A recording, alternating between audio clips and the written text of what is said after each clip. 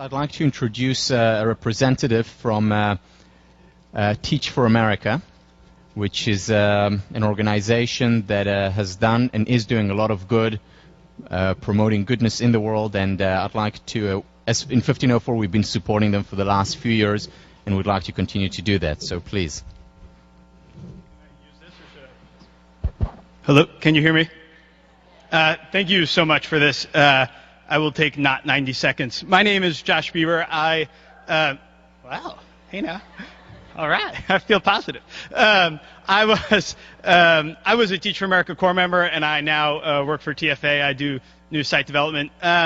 So when I was a senior, I had marginally considered this as an option, and had it not been for a very pushy phone call from the very pushy TFA recruiter on the deadline day, I would not have applied.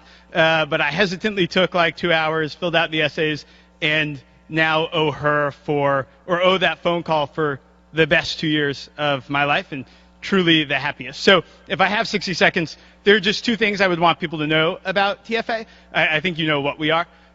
One is that this country does not serve all kids in our schools fairly. So low-income kids, before they even leave elementary school, are years behind where they should be, and nearly not even half of them graduate high school, which is a terrible injustice, a complete injustice. Two, you can actually make a difference. So I was as skeptical as they come about TFA and my ability and all the rest, but I know this to be true. If you walk into a class of fifth graders who on day one are years behind where they should be and hate school and are kind of inclined to hate you because of it, and 9 months later they leave on or above grade level, begging for summer work and wanting you to hang out on the weekend, you kind of think anything is possible. And that's, clearly I'm here now. So for me, Teach for America was an opportunity to actually align my actions with my thoughts and my hopes and be part of the change we all talk about wanting to see. So I would encourage you all, regardless of what you think you may do next year or where you may go beyond that, to really consider this. It was the best thing I could have done. The final deadline is tomorrow. It's easy to do. You don't need recs. Just apply. And give yourself the chance to fall in love with it the way that I did. And I would just end by saying, if you're in this room right now, you probably have had the best education anyone your age anywhere could possibly have. And our students and our schools need you. So please join us. Thank you very much for the time, and have a good class.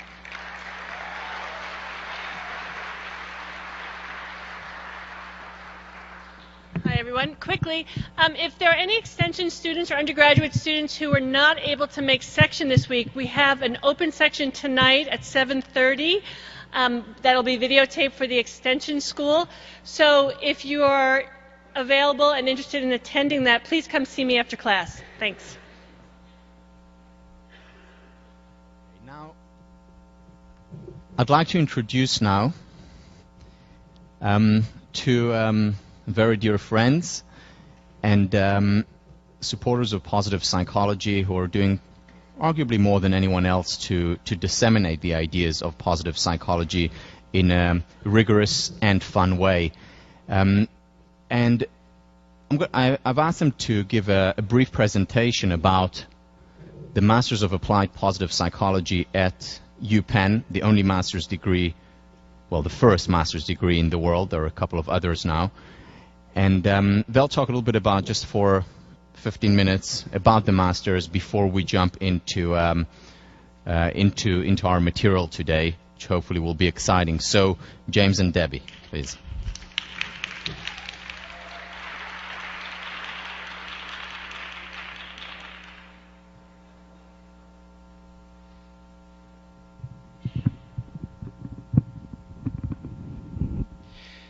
Thank you very much, Tal. It's great to be here with you guys, and what a delight to be able to spend a few minutes with you in such a very special class where you're combining the science of positive psychology with its practice.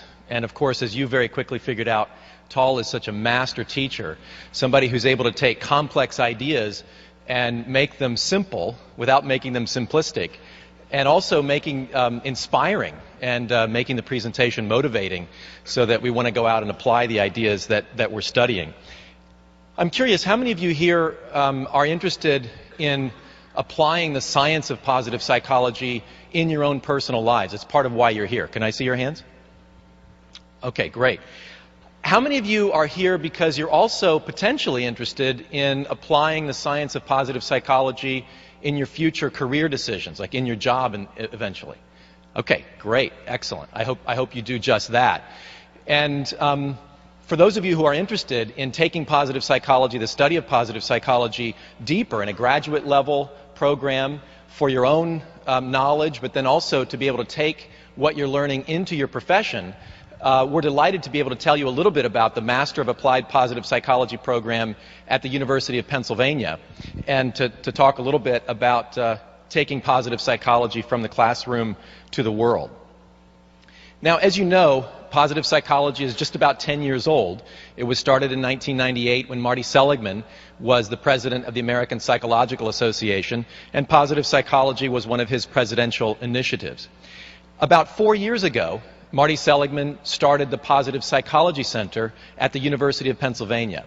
And the mission of the Positive Psychology Center is to promote research, training, education, and the dissemination of positive psychology. So in January of 2005, I joined the Positive Psychology Center as the Director of Education and Senior Scholar. The next month, in February of 2005, Debbie Swick came on board as the Associate Director of Education. Our task was to create a master's program and to have it up and running by the fall. So again, I got there in January, Debbie came in February, we got our brochure out and printed and published in March. Our application deadline was in April. Kind of optimistic, I suppose. And we didn't know if anybody would show up. We didn't know if anybody would be interested. But we needn't have worried. We got over 100 applications, and we accepted 36 students into our program for that fall. And things have just really been going well and hopping ever since. This is our current class. On their first day of class in the fall of 2007. We have 41 students in our class this year. So I'd just like to tell you a little bit more about the students. Actually, 3 of our graduates or current students are teaching fellows in this class, so that's exciting. Debbie Cohen and Elizabeth Johnston, where are you? If you guys would stand up. And Elizabeth Peterson. Great. So we have, and if you look on the upper left corner, Gabriel de Corral was a student here in this class 2 years ago when we came and presented on the program, and he is currently a student in the MAP program. So there's a lot of synergy going back and forth between this class and our master's program. Our students range in age from 22 to 62. They come from all across the United States, from Vermont to Florida to California. They come from around the world. We've had students from the UK, from Norway, Switzerland, India, Malaysia, Japan, Hong Kong, South Korea, and New Zealand. About 25 to 30% of our students are younger students who are just out of college and are looking to immerse themselves in positive psychology before going on into their professional training. The rest of our students are professionals who come from a wide variety of professions. In our first class, we had the former chief social work inspector for the entire country of Scotland was in the class. That was very interesting. We've had a kidney transplant surgeon, a former vice president of J.P. Morgan. We've had attorneys, directors of development for nonprofits. The executive director of a school, Carlbrook Academy, is in our class this year. Human resources directors, consultants, executive coaches, even a professional musician and a professional comedian. So it's quite a cross-cut of students in the class. Just in a couple of minutes, I want to give you a little bit more of a sense of what the educational design is and just a brief overview of the coursework. So this MAP program is a one calendar year of full-time study. Students begin in September and they end in August. The educational design is a hybrid model. So once a month, students are on site at Penn for intensive on-site classes. And then in the intervening periods, there are distance learning modules that the students complete. This is a professional master's degree, and it focuses on the theory and application of positive psychology in various professional domains. So at this point, there's not a separate licensing or credentialing in positive psychology itself. Students come from education, business, law, medicine, etc., bringing their own credentials with them. So this design of having students on campus once a month for intensive classes allows students to continue working full-time.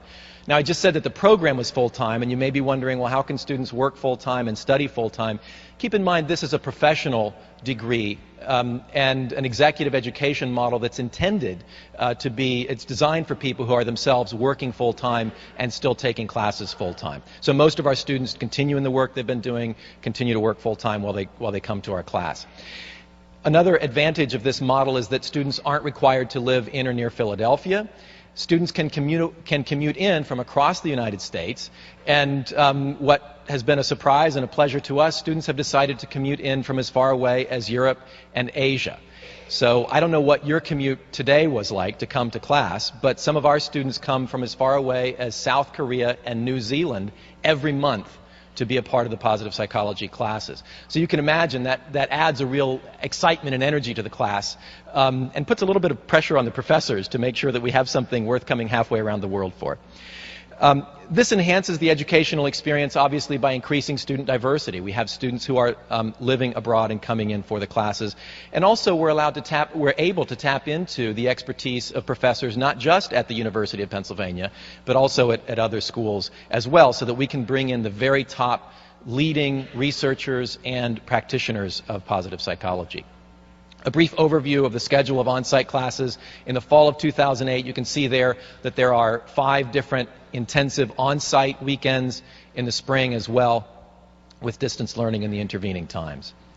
So just very briefly, the courses, each student takes 4 courses in the fall, 4 courses in the spring, and ends with a capstone course. In the fall, the courses focus on the foundational theory of positive psychology. Marty Seligman teaches the Introduction to Positive Psychology course. Angela Duckworth teaches a course on research methods and evaluation. It's very important for our students to have a real good grasp of the science of positive psychology, understanding the research methods behind the results. I teach a course on the foundations of positive interventions, and then our 4th course is Approaches to the Good Life, where we have different leading researchers come in and talk about their research. In the spring, our courses focus not so much on the theory, but now move to the application of positive psychology, since it is a Master of Applied Positive Psychology.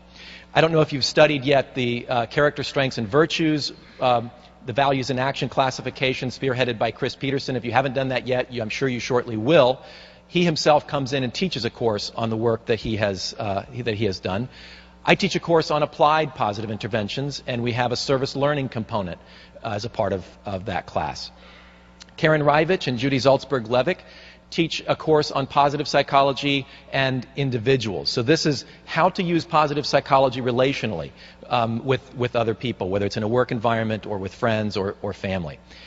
And then finally, I don't know if you're familiar with appreciative inquiry. Again, I expect if you're not, Tal will be introducing it to you during the course of the semester.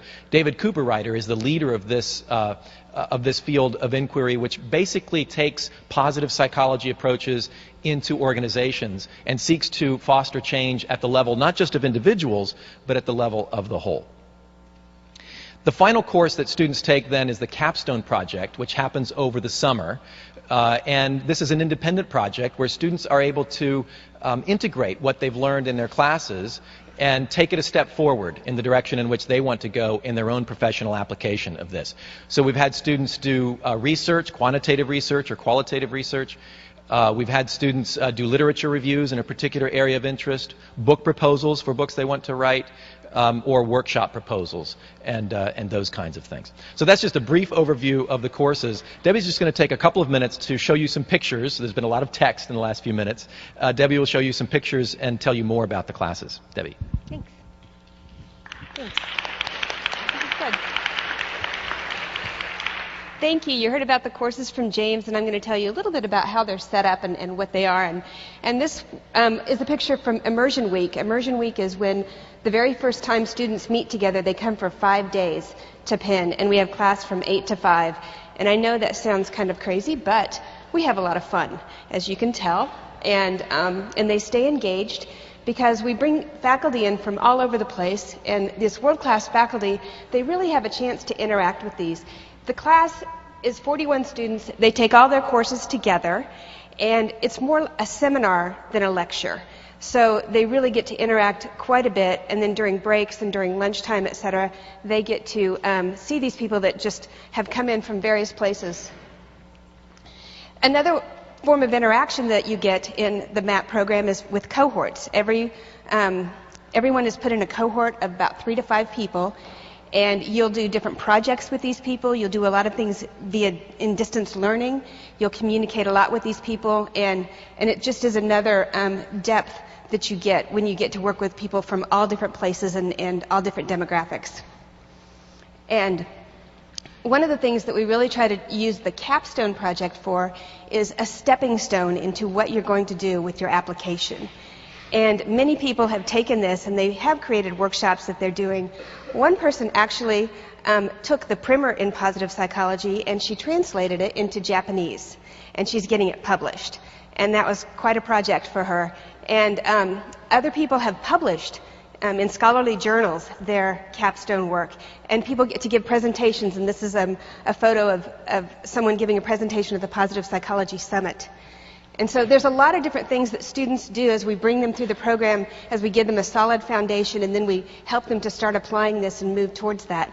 But one of the biggest questions that we get when we have applicants call in is, what can I do with a MAP degree? And I'm going to tell you just a quick snapshot. Sasha Lewis Hines is the first person there, and she is now in the PhD program of development psychology at Columbia University. So she came to the MAP program before getting her PhD, so she has that foundation, and that's what she wants to use and focus on as she goes through and gets her PhD. The second person up there is Senya Maiman, who has worked with hedge funds, but she found in her spare time she found some time to create the Positive Psychology News Daily website, which is articles about the research and application of positive psychology written by MAP alumni who are out there actually doing that.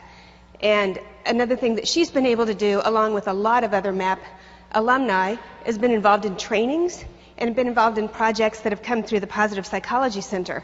As we get different projects to train people in the UK to put positive psychology in their schools, the people that we draw on are MAP alumni because they have the education and the foundation that is needed to be able to put through these projects. So we hope to continue to put together alumni with various opportunities that come along to us. Caroline Miller is the third person there, and she is an author, and she's getting ready to publish her second book. And she's also a speaker and a coach. And she has had the opportunity since MAP to actually teach a lot of courses. And she's very focused on goal setting, and she's very focused on sports psychology.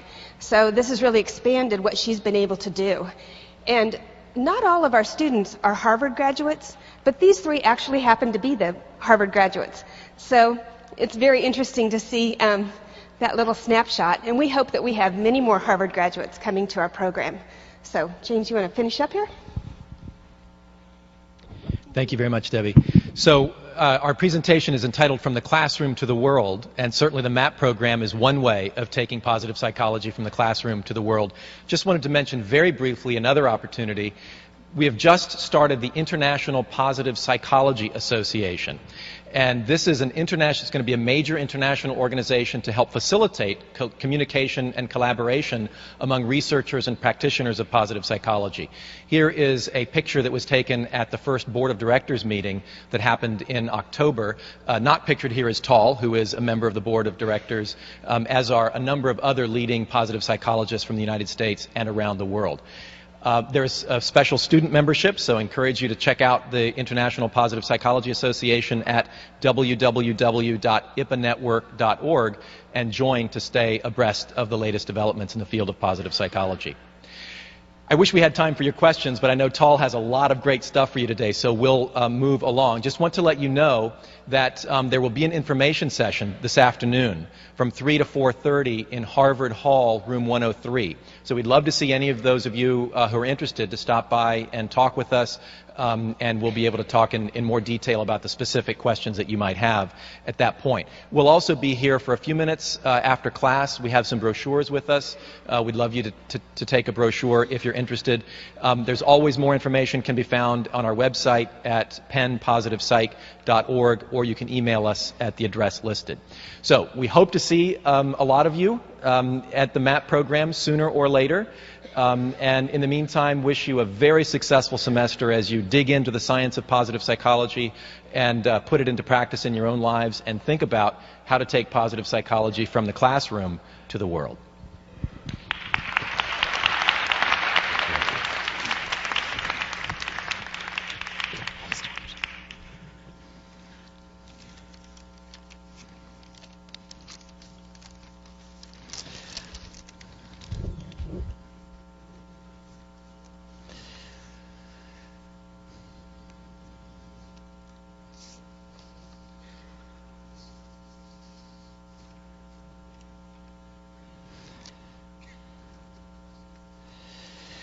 Okay.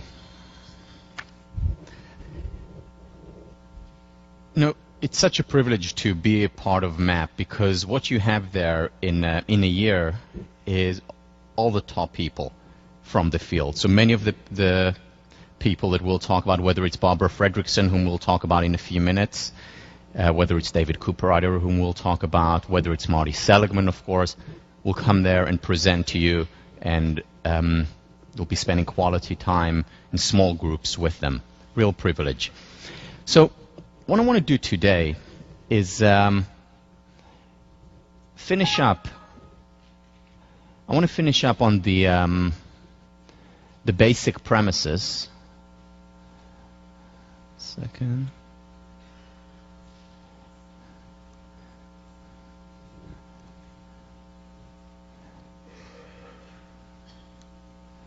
On the final premise. No, we're not going to watch that again. No.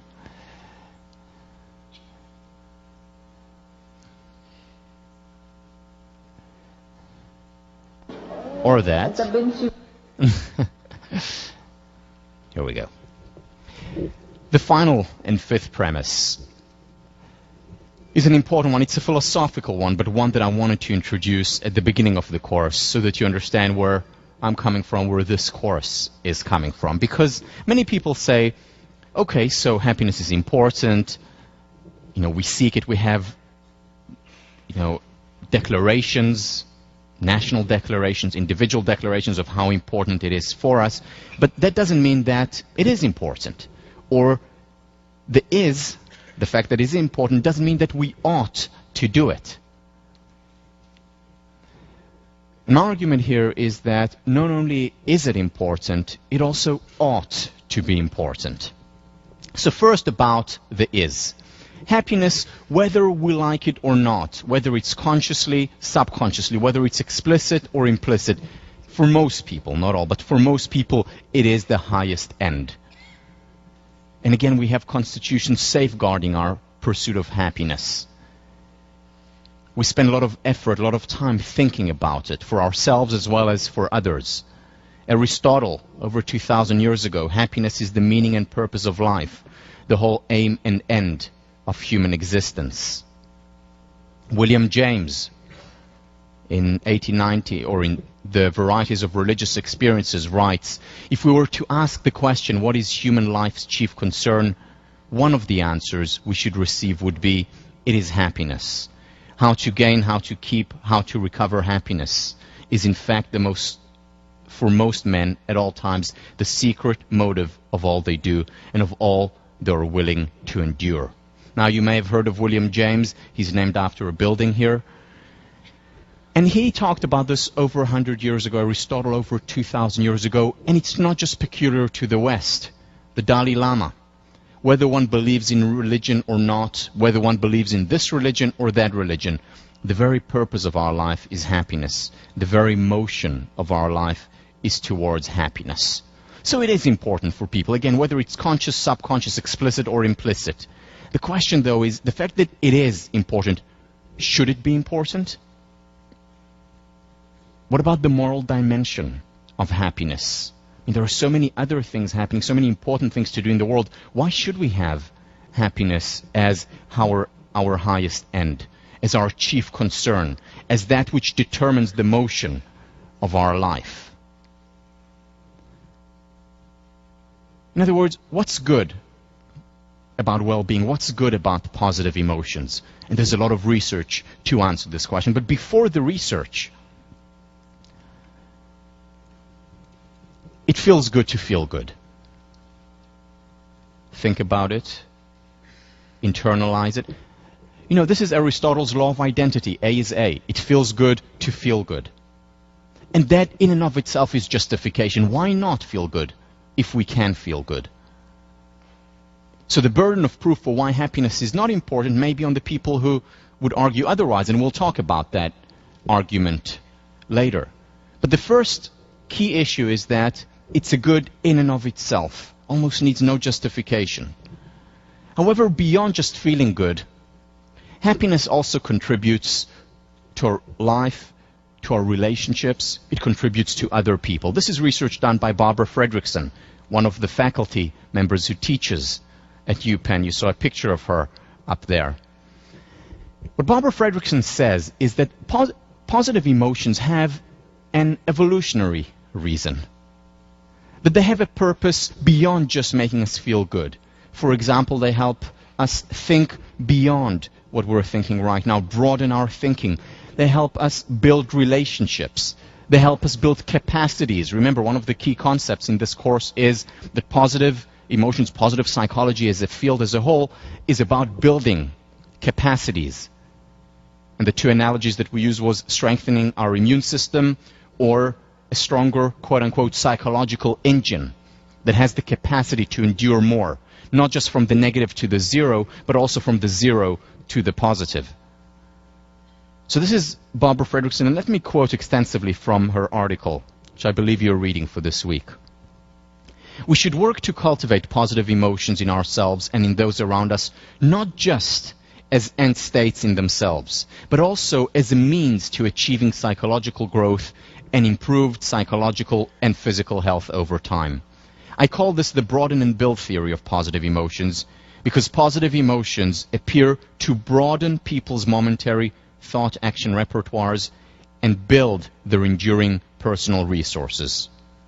Through experiences of positive emotions, people transform themselves, becoming more creative, knowledgeable, resilient, socially integrated, and healthy individuals. Numerous benefits to just experiencing positive emotions. It's a win-win. It feels good, and it's good for us, and it's good for society as a whole, as I'll argue momentarily. So what she's talking about here, for example, is that positive emotions help us overcome negative emotions. What happens when we experience negative emotions is that our consciousness, our thinking, narrows and constricts. We focus just on one thing. So for example, and that can be a good thing. You know, a lion comes to me and charges me. I don't want to start thinking about my map application. I don't want to start thinking about what my roommates say. I want to focus on the lion. So my consciousness narrows and constricts, and I'm in the fight or flight mode. Now that's a good thing when a lion charges me, but it's not a very good thing if my consciousness continues to narrow and constrict beyond the threat or beyond the hardship. And what we know is that very often we enter a downward spiral, a vicious cycle, when we go into this narrow and constrict mode. So for example, just for example, a random example, my girlfriend leaves me, all right, and I narrow and constrict in terms of my thinking, and all I'm thinking about is just that. And then what happens as a result, I experience sadness, because that's what I'm thinking about. And sadness, a painful emotion, not a positive emotion, leads to further narrow and constrict. And that can potentially, not always, but potentially can go on and on and on And that's when it can become depression. That's when I have difficulty getting out of this downward vicious cycle. Positive emotions do the opposite. They broaden and build. Broaden and build leads to positive emotions. And positive emotions then further broaden and build. So that's a virtuous cycle. And I look broadly, I look to other people, I look to other things. So what can I do now? Where can I go? Where can I spend my time? And very often what that does, a positive emotion can take us out of this downward spiral and create an upward spiral. A positive emotion can come in the form of watching a humorous film.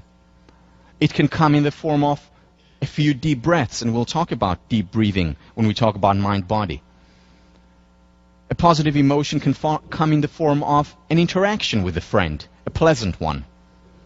And it's the positive emotion that can take us out from this downward spiral to this upward spiral. And again, it doesn't always take a very long time. And the challenge is to combine it with a permission to be human, to experience the emotion, to go through the motion, and yet not to enter the downward spiral where, 6 months later, after a small incident, I'm still in that rut. And we'll talk about what is the right time and how do you find the right time and how do you find the balance between thinking about painful emotions and when does it slide to rumination, which is not always helpful. So it helps overcome negative emotions. Also, creativity. We think broadly. We're able to make more connections. See connections that we hadn't seen before, perhaps. There's a lot of talk about the depressive creator. If you want high levels of creativity, it's a must. You have to be depressed. Well, it turns out that's not the case. Very often manic depressives are highly creative, but that's usually during their manic phases. In the depressed phase, our thinking is narrow. We don't think outside the box, usually. Of course, there are many exceptions, but as a whole. In fact, there is research. For example, this was done with internists, doctors, who were giving a very difficult question connected to a liver problem that an individual patient had. And they divided them randomly into 3 groups. The first group was a control group. They just had to solve that problem. The second group was given a statement about the humanistic value of medicine, why it's so important to be a medical doctor. And the third group was given candy and just put in a funny, playful, good mood. The third group that was given the candy and was put in a positive, playful mood outperformed the other 2 groups significantly. They thought about more options, and they actually came up with better solutions to that problem. Again, this is one of many, many studies in this area. Another example, children. One group of children was the control group. The second group was told to think back to an experience that made them laugh or smile. And that group did much better on a learning task than the control group because they were put in a positive mood. Again, it's a win-win. It's defying, in many ways, the no pain, no gain paradigm, whether it's of education, of doctors, or in school, as well as generally in the workplace. Because you see, also motivation and energy, you don't need research for that. You know that when you're feeling good, you have more motivation, you have more energy. And of course, there is a lot of research to back that up. And ultimately, success. They look at in the professional world, people who are able to manage their emotions better and lead to more positive emotions, get out of this narrow and constrict to the broaden and build, are in the long term more successful. Again, it's not the people who don't have painful emotions. Remember, they're all dead. It's the people who experience painful emotions, but are all at the same time able to shift themselves, their consciousness, their thinking, their experience to the positive more readily. And happier people are more successful because they have more energy and work harder. It's because they're pursuing something rather than running away from something, what's called approach rather than avoidance goals. We'll talk about that during the week on goals. Also because they form better relationships. They're more open and generous. And they're more creative. All these components ultimately lead to higher levels of success. Positive emotions don't only contribute to our success, they don't just contribute to our feeling good, they also contribute to our well-being. Optimistic people, and again, not Pollyannish detached optimism, but grounded optimists, on average live significantly longer. Bless you. Their immune system is stronger. So it also helps in terms of physical health. But now the question is the moral question. What about other people? How can I talk about or act in my life pursuing my happiness? Isn't that selfish? And the answer is yes, it is selfish. When I talk to myself, when I say to myself, I want to be happier, I say to myself that I want to be happier. That's a selfish thing. So is that bad? Is that immoral? Well, in our culture, selfishness and immorality have essentially become synonymous. And that's a problem. And here is why. Because this is the number one. Equating the two, selfishness and immorality, is the number one cause, subconsciously mostly, but not only, number one cause of unhappiness. Because people feel guilty about pursuing their own happiness. People feel guilty at times feeling good about themselves. How can I? How dare I feel good about myself? How can I pursue my own happiness when there is so much suffering in the world, and there is a lot of suffering in the world? So how do we respond to that? First of all, happiness is a positive-sum game. It's not a zero-sum game. Neither is it a negative-sum game. It's not that my happiness takes away from other people's happiness, which would be a negative-sum game. If I have more, you necessarily have less. It is not even a zero. Or rather, if I have less, you have less. That's a negative-sum game. Or a zero-sum game. If I have more, you have less. It's a fixed pie. It's not that. It's a positive-sum game. Why? Because happiness is contagious. If I'm happier, I'm more likely to contribute to other people's happiness and well-being. Being happy, in other words, is also a moral state in the sense of actually contributing to other people's well-being. The Buddha talked about it thousands of years ago. Thousands of candles can be lighted from a single candle, and the life of the candle will not be shortened.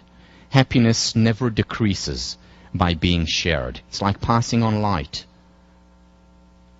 And if you're happy and work on your own happiness, you're contributing indirectly to other people's happiness. Just like the baby who laughed last time made you laugh.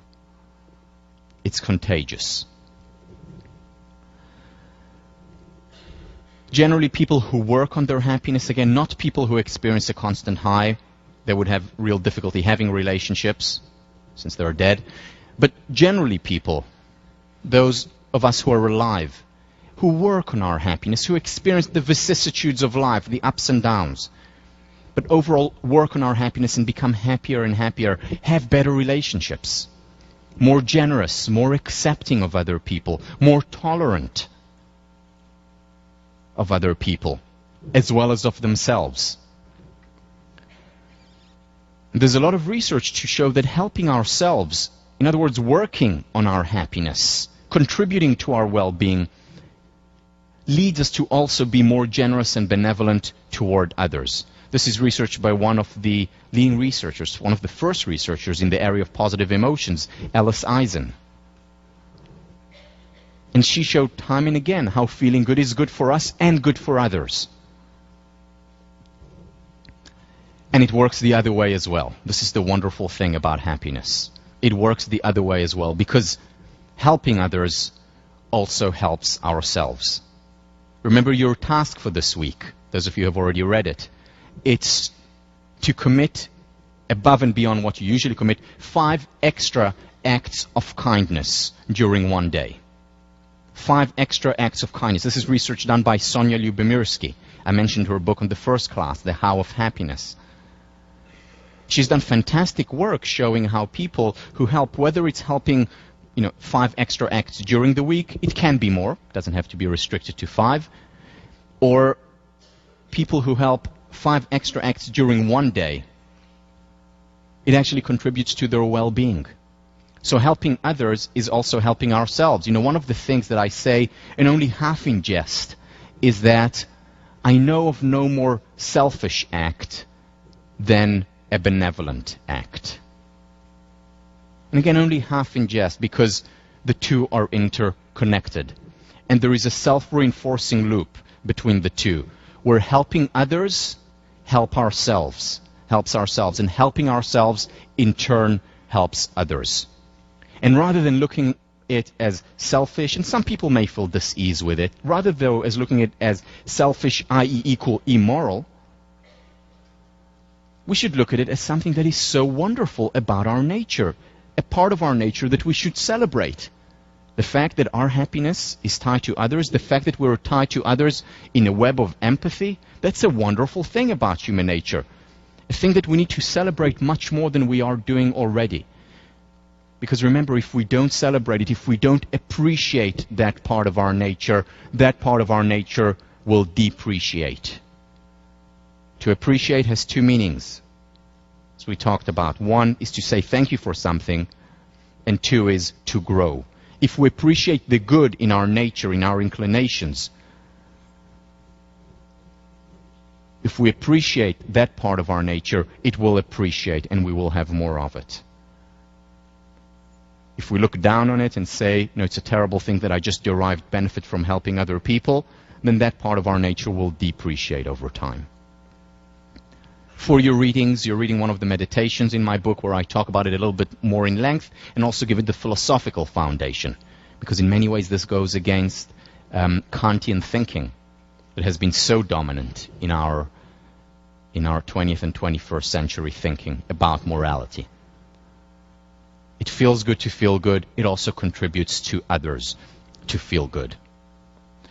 I want to end this premise, this idea, by talking a little bit about a person for whom one of the chief purposes in life was to spread happiness. Mahatma Gandhi. There's a story about him. There was a woman, like many people, came to ask for advice from Gandhi, and she came from very far away, and she brought her son along. And she sat in front, she got the audience with Mahatma, and she sat in front of him, and she said to him, I came from afar because I have a problem with my son. My son eats way too much sugar. And I'd like you to tell him to stop it, because it's hurting his health, his teeth, and he will listen to you. He admires you. Gandhi looked at her and said, Madam, can you please come back in a month? She didn't know why, but she listened to him. After all, he was Gandhi. She left, went far away, came all the way back a month later, and once again got an audience with Gandhi. She sat in front of him, and she said, I was here a month ago. And she said, yes, I remember. And she said, could you please tell my son to stop eating so much sugar? So Gandhi looks at the child intensely and says, son, stop eating too much sugar. And that's it. The woman is obviously perplexed and musters up her courage and says, Mahatma, thank you very much. I'm sure he will stop eating too much sugar, but why couldn't you tell him this a month ago when I came all the way here? And he said, well, madam, because a month ago I was eating too much sugar.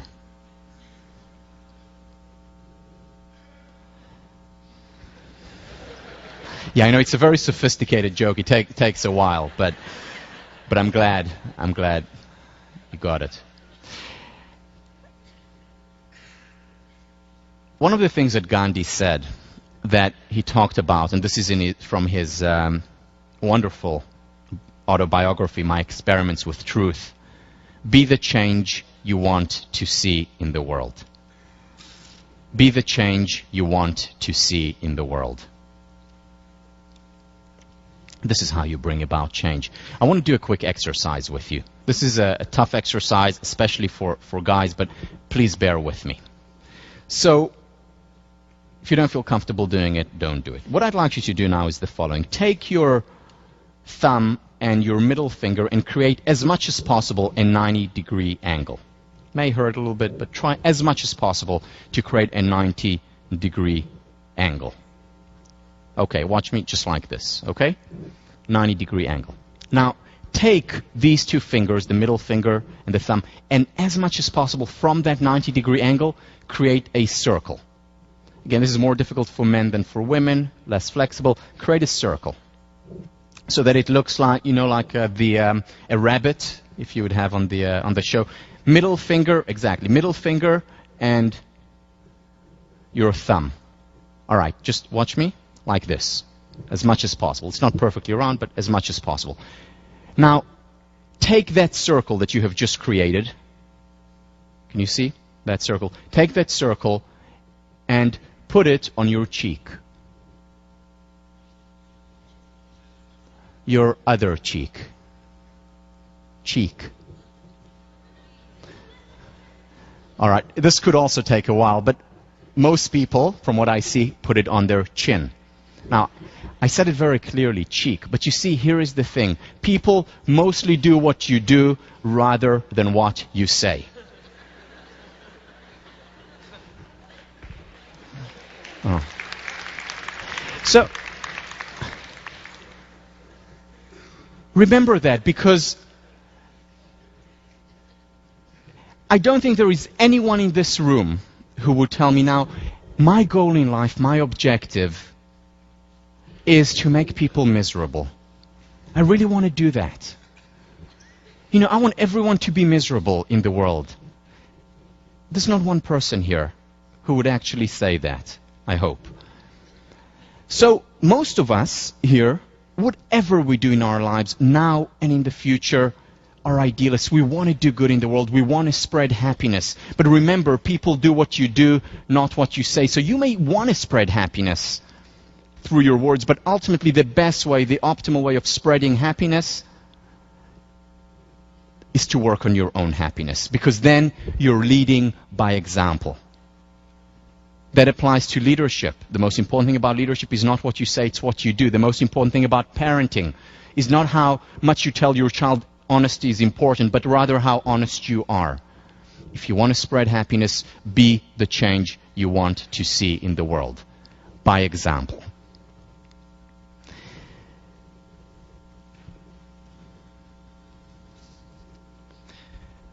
So these are the 5 basic premises that we talked about.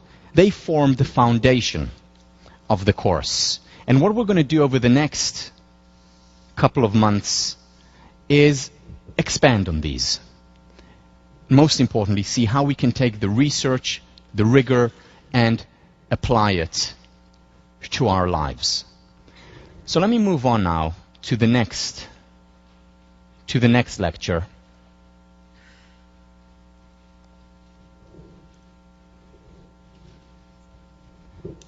Which is beliefs as self-fulfilling prophecies.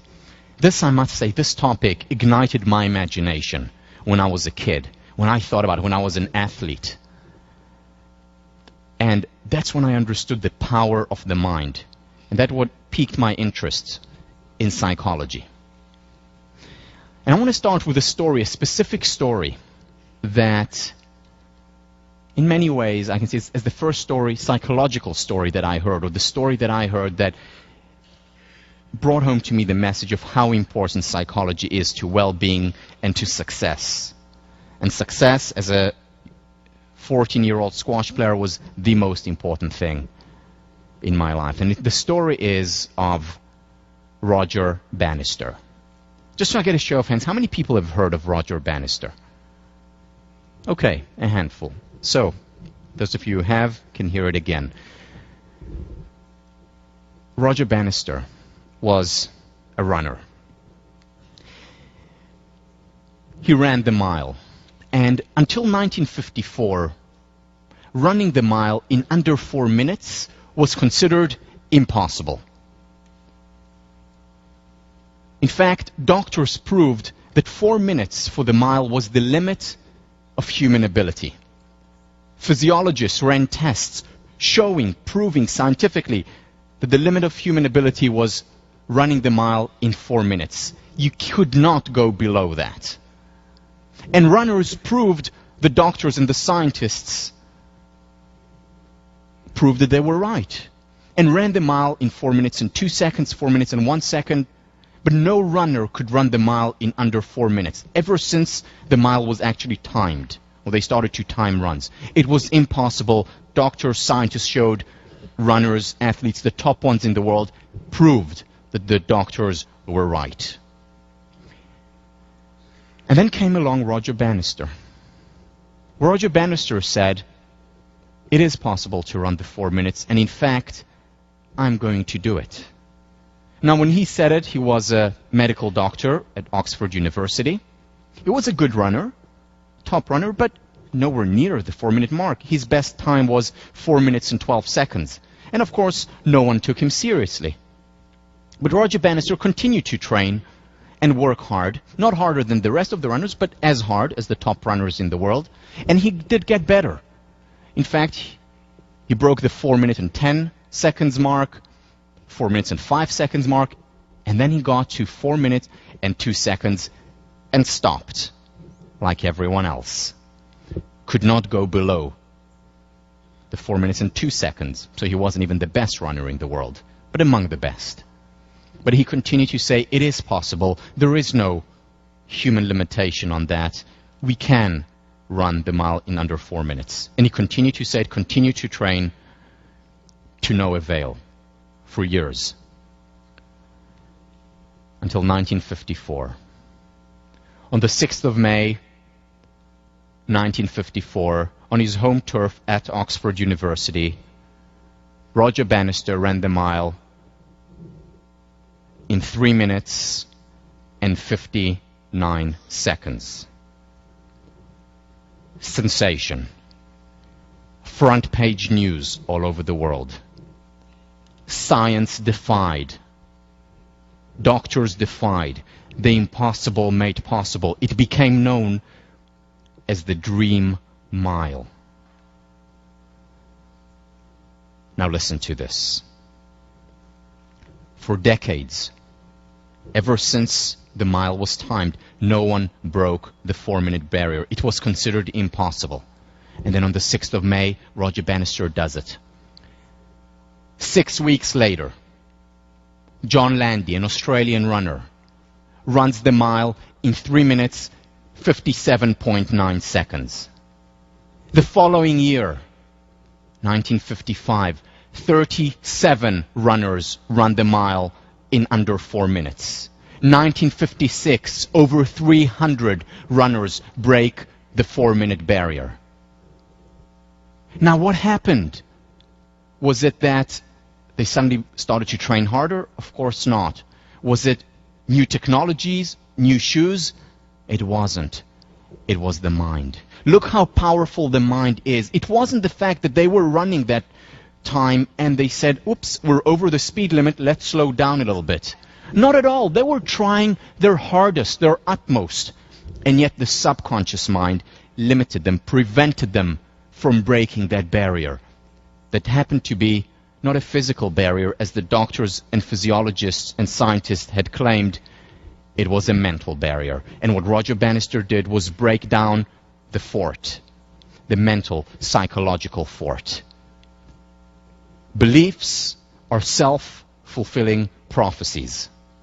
Very often they determine how we perform, how well or how poorly we perform. They often determine how good or not so good our relationships are.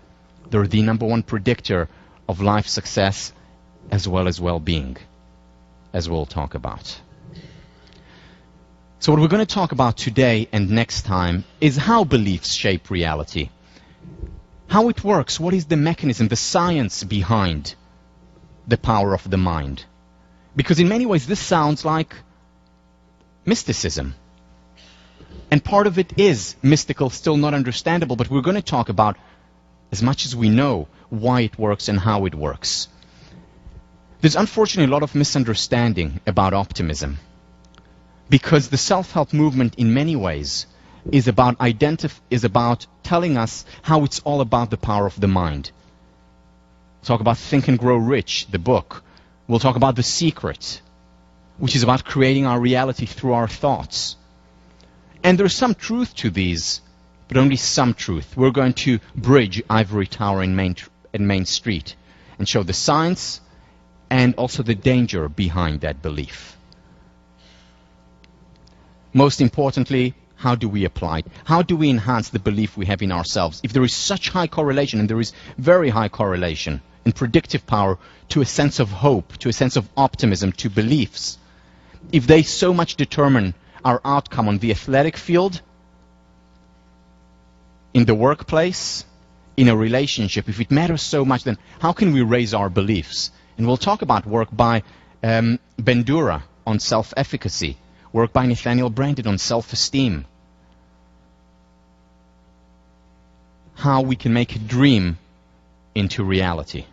Whether it's a political dream, and we'll talk about Martin Luther King's dream and approach, and how he did and what he did, or a personal dream, where we'll talk about the work of Herbert Benson as well as Bandura. Once again, the Buddha. We are what we think. All that we are arises with our thoughts. With our thoughts, we make our world. Again, this was a claim was made thousands of years ago, and what I want to do now is focus on the scientific foundation of this claim. And I'll start by talking about Pygmalion in the classroom. The source of the word Pygmalion is ancient Greece. Pygmalion was a sculptor. And what he did was, when he came of age, was looking for his ideal woman. He wanted to get married. So he went and looked around Athens, where he lived. He looked around the whole of Greece. He looked around the Greek Empire. He looked beyond the Greek Empire, looking for his ideal woman, a woman whom he could marry.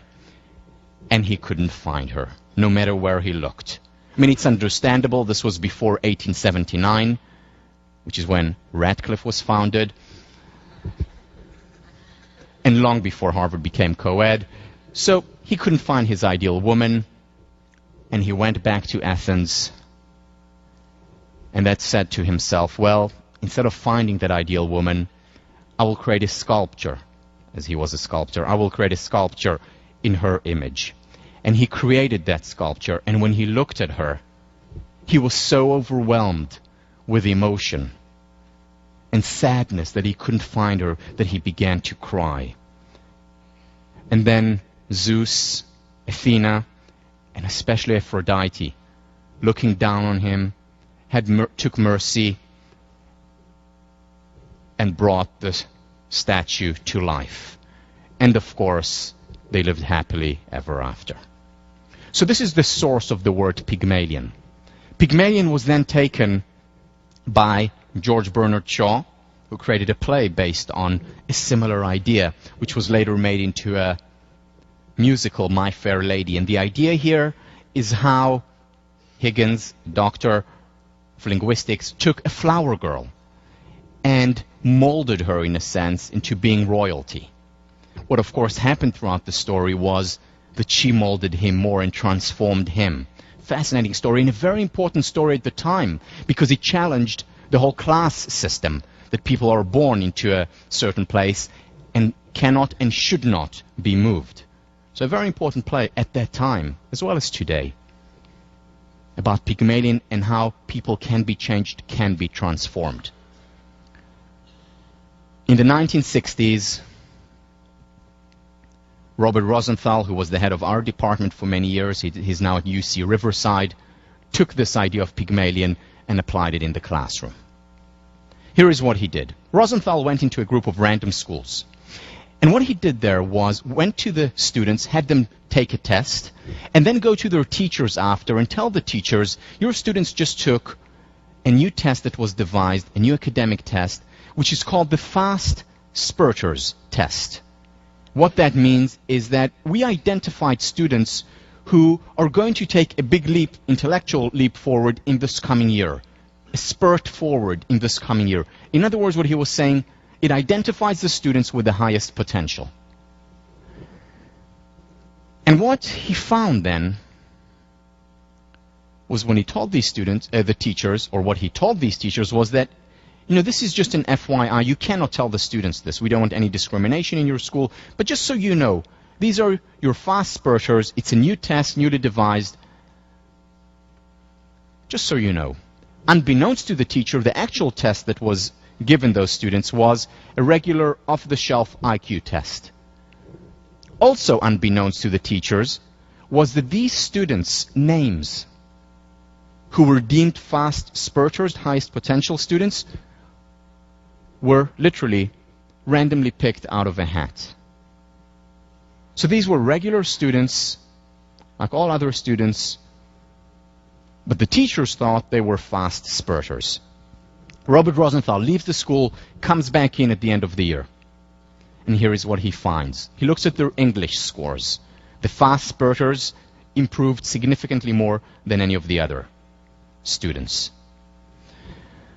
He looked at their math scores, because English is not really objective, and, you know, maybe it was the teachers who thought they were better than they were really. So he looked at their math objective scores. These students improved significantly more than any of the other students. But here is the clincher. Robert Rosenthal administered, once again, an IQ test for all the students. And what he found was that the students who were labeled, randomly so, but who were labeled fast spurters, their IQ increased significantly over the year and maintained that increase in a longitudinal study. Now, this is mind-boggling. I mean, IQ is supposed to be your intelligent quotient that you're born with. It's immutable. It doesn't change from the day you're born to the day you die, or so they thought. It changed significantly just based on the belief that the teacher had in her or his students. Beliefs as self-fulfilling prophecies. What happened in this study? Was it that the teachers were fooled and suddenly were made to see an illusion? They saw an illusion? No. It was that they were eluded before. There was an illusion before, and the illusion was that they didn't see what was right in front of their very eyes, which is the potential inherent in every single student. And then Robert Rosenthal comes and fools them in a sense, but fools them into seeing what has been there all along. Before Rosenthal came, they didn't see the children on the bus, so to speak. After that, they suddenly, in some children, saw that potential that was there all along. And they appreciated that potential, and that potential appreciated. They watered it, they shed light on it, and the seed germinated and grew. This is exactly what Marva Collins does day in and day out in school. She sees the potential that is there. She's not inventing something. She's not detached from reality. It's rather that people who don't see the potential in other people, as well as in themselves, as we'll discuss, they're not seeing the full reality. They're only seeing part of it. They're completely missing the children on the bus. And we know how easy it is to miss parts of reality, even though they're right in front of our very eyes. All it often takes is a question that takes us on a quest, and we miss what we have seen before. Whether it was research with at-risk population, whether it was the geometrical shapes, whether it's asking only negative questions about our relationship or about ourselves. or whether it's not seeing the potential that exists in just about all kids. If only we see it. And if we see it, appreciate it, we water it, we shed light on it, and it appreciates, it grows. So what Rosenthal did was simply shift their attention to something that was there all along. Same in the workplace, replicated hundreds and thousands of times, the Pygmalion effect. It was replicated in the workplace where leaders were told, or managers were told, these are your top, highest potential employees. And these employees, again randomly picked, actually became the highest potential employees. And they succeeded much more. Retention went up for them, performance went up, they were more likely to advance in the organization and stay in the organization, just as a result of expectation. This also works the other way. Jamieson, back in 1997, did this fascinating study where what she said was, let's see if it works the other way. So she went to 2 classes that were taught by the same teacher, and before the class started, told just one of the classes that this teacher was ranked extremely highly by other students before, that they, as professional psychologists, rated that teacher as extremely high, and then they left them. What happened by the end of the year? First of all, the teacher was rated higher by the intervention group than by the control group, but also the students put in actually more time into the class, and they outperformed the control group because they were made to believe that the teacher was better than supposedly he or she were. In other words, they saw the potential in the teacher. They performed, not even the teacher did perform better, but the students actually performed better when they had higher expectations, when they believed in their teachers. So if you want to do well in 1504, you know what you need to do, right? It works. Beliefs, a self-fulfilling prophecy. We create our reality. Goethe, treat a man as he is and he will remain as he is. Treat a man as he can and should be, and he shall become as he can and should be. I want to move on now to a related topic, one that is very important for psychologists, but also for you to apply in your life. And that is the importance of the situation we create or that is created for us. In many ways, psychology, social psychology for sure, was spawned by a series of research that was done on the power of the situation, but it was mostly the negative power of the situation. So those of you who have taken Psych 1, those of you who haven't, may have heard of the Asch conformity experiments, where people conformed to the idea of the group. Or many of you probably heard of Milgram's obedience to authority experiment. If you haven't heard about it, I'm not going to go into depth here. Read about it. Just Google it. Some of the most important and fascinating studies in the field of psychology, where a person off the street was told by an experimenter to shock another person, even to the point where the other person is screaming to stop. And because the experimenter was saying the experiment must go on, and very often had a white cloak, like a doctor's or an experimenter's cloak around them, because they said the experiment must go on, very often most people, Americans, went on and shocked that person, even to the point of the other person whimpering and begging to be let out, simply because of the word, the experiment must go on. The power of the situation, obedience to authority. This was done in order to show how something like the Holocaust could only happen in Germany. How people there are more likely to be obedient to authority. And what they found globally, worldwide, people have the tendency to be obedient to authority, whether it was in the United States or in Germany. Around the world, same replicated. The power of the situation. Philip Zimbardo's prison experiment. This was done at Stanford, where what they did was take in, again, read about it if you haven't. I'm not going to go into depth here. Where they took people off the street and have them play the role of either the prison warden, the guard, or the prisoner. And the experiment was supposed to go on for 2 weeks to show what entering a role does. And what they found was that after a week, the experiment had to be stopped because the wardens, people off the street, randomly divided, were becoming so oppressive. They humiliated the prisoners who got into their position of being humiliated, just like prisoners often feel. This explains Abu Ghraib, current phenomenon, what happened in the Iraqi prisons, of how people off the street entered the role. They entered the role so much that Zimbardo had to stop the experiment after 1 week. Go on YouTube and watch the video about this mind-boggling stuff. So this is all important, good to know, important to know, but not enough. Because if the situation is so powerful, why just the emphasis on the negative? Why not think about creating positive situations that will help us lead happier, more moral lives? And this has, just like a lot of the positive psychological approaches, has been ignored with a ratio of 21:1.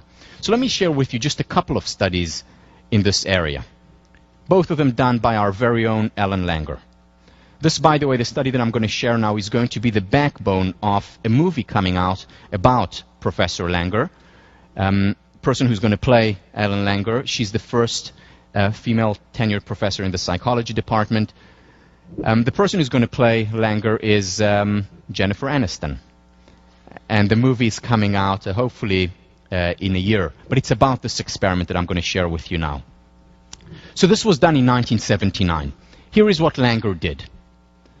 What she did was take men who were above 75 years old and send them to a retreat, which was a 1959 retreat.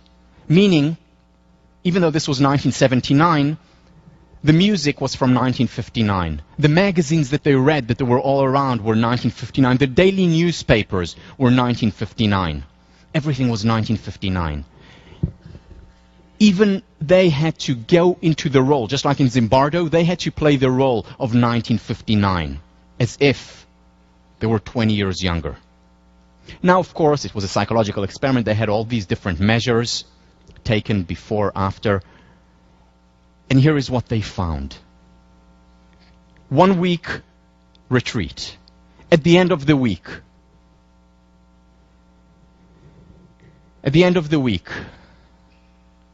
both mental and biological age decreased. For example, they became more flexible in tests. They became stronger. Their grasp, their legs, their body became stronger. Their memory improved significantly. So their intelligence level, as taken by tests before and after compared to a control group, improved significantly after a single week.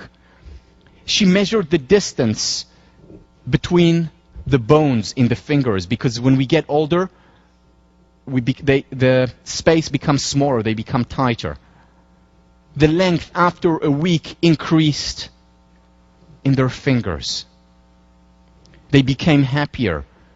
They became more self-sufficient, less dependent on other people, as rated by themselves and as rated by their family members.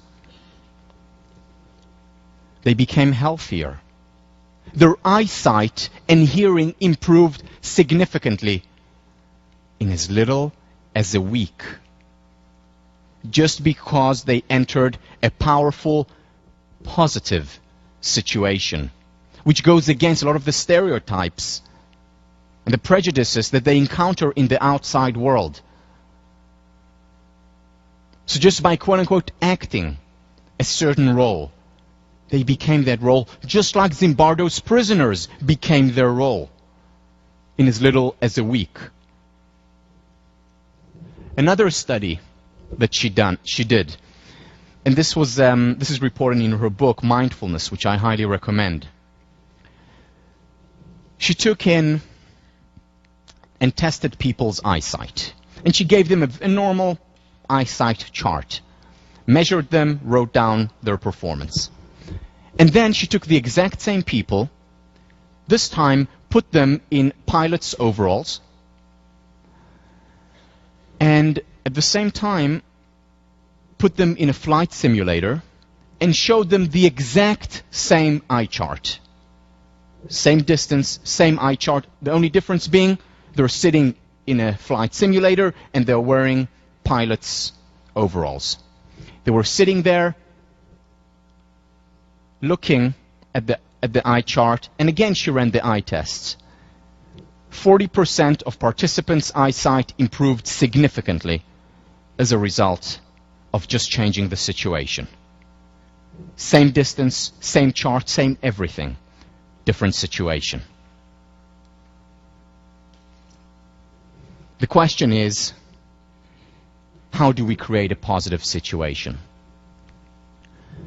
How can we create a situation that improves us with the role?